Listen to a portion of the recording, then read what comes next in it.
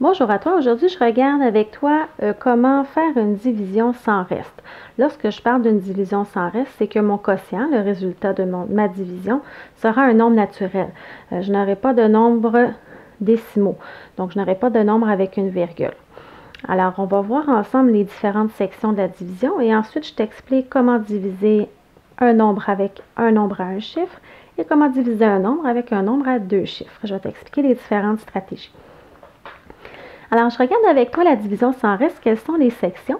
Alors, ici, j'ai 16 divisé par 2 égale 8. Alors, mon premier nombre dans ma division s'appelle un dividende. J'ai mon symbole de la division. Mon deuxième nombre ici, 2, ça nomme le diviseur. J'ai mon symbole d'égalité. Et mon résultat s'appelle un quotient. Alors, j'embarque tout de suite avec toi dans mon premier exemple. J'ai le nombre 2462 et je veux le diviser par 2. Avant de commencer ma division, ce que je fais, c'est que je me fais toujours ici une boîte de multiples. Alors, une boîte de multiples, c'est là où je vais écrire les résultats des différentes multiplications que je peux trouver en multipliant par 2. Et je vais faire multiplier par 1, multiplier par 2, mon nombre multiplié par 3, mon nombre multiplié par 4, par 5, par 6, par 7, par 8 et par 9. Alors, je vais toujours partir de mon nombre qui est ici.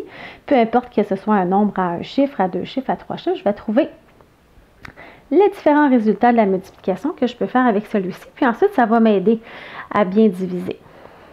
Parce que la division, quand on la fait comme ça, accrochée, on travaille, oui, la division, mais on travaille aussi beaucoup la multiplication. Alors, j'y vais, je remplis ma grille, ma boîte de multiples. Alors, je sais que 2 fois 1, ça fait 2. 2 fois 2, ça fait 4. 2 fois 3, ça fait 6. 2 fois 4, ça fait 8. 2 fois 5, 10. 2 fois 6, 12. 2 fois 7, 14. 2 fois 8, 16 et 2 fois 9, 18. Une fois que j'ai rempli ma boîte de multiples, je vais aller ajouter mon petit symbole multiplication ici.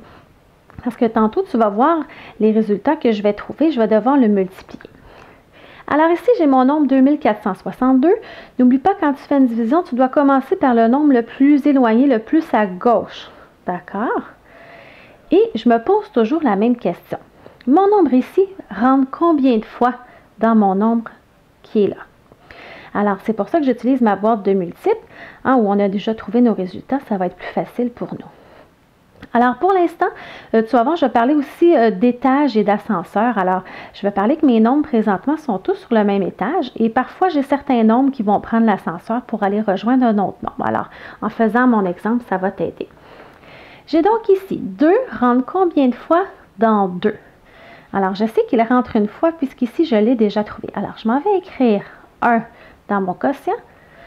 Je fais 1 multiplié par 2. Je m'en vais écrire ma réponse ici. Ce que je dois faire, c'est que je dois faire une soustraction. Donc, je vais aller enlever 2 moins 2 égale 0. Alors, je suis rendue sur un autre étage ici avec ma réponse. Je vais prendre le chiffre suivant. Je prends l'ascenseur. Il s'en va rejoindre sur le même étage le 0. Et je me repose la même question. 2 rentre combien de fois dans 4? Il rentre 2 fois, puisqu'ici, on a trouvé 2 fois 2 égale 4. Alors, il rentre 2 fois. 2 fois 2 égale 4. Je m'en vais écrire mon 4. Je fais ma soustraction. 4 moins 4 égale 0. Je vais demander à mon autre nombre de prendre l'ascenseur et d'aller rejoindre mon 0 sur le même étage. 6. 2 rentre combien de fois dans 6? Alors, on a vu qu'il rentrait ici 3 fois. Alors, je m'en vais écrire 3. 3 fois 2 égale 6. Je m'en vais l'inscrire en dessous. Je le soustrais. 6 moins 6, 0. Je vais aller demander à mon nombre suivant à côté de prendre l'ascenseur pour aller rejoindre mon résultat ici. On l'ajoute. Je me pose la question. 2 rentre combien de fois dans 2? Il rentre une fois. 1 fois 2 égale 2. Je soustrais. Ça me donne 0. Alors, puisque je n'ai plus d'autres nombres, je n'ai plus besoin de leur faire prendre l'ascenseur.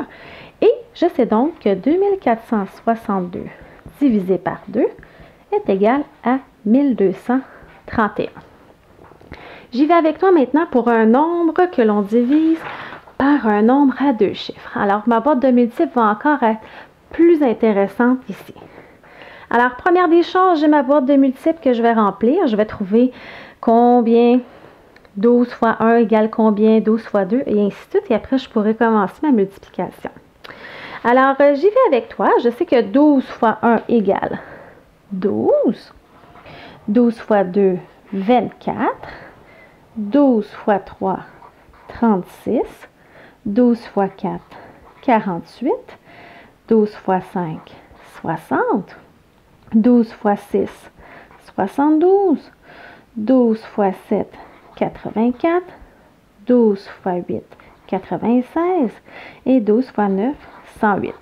Alors, ça va m'aider ici. J'ai terminé de remplir ma boîte de multiples. Je n'oublie pas d'aller inscrire multiplication, le symbole multiplication, pour me rappeler que je vais devoir multiplier le nombre que je trouve par 12 pour aller l'enlever.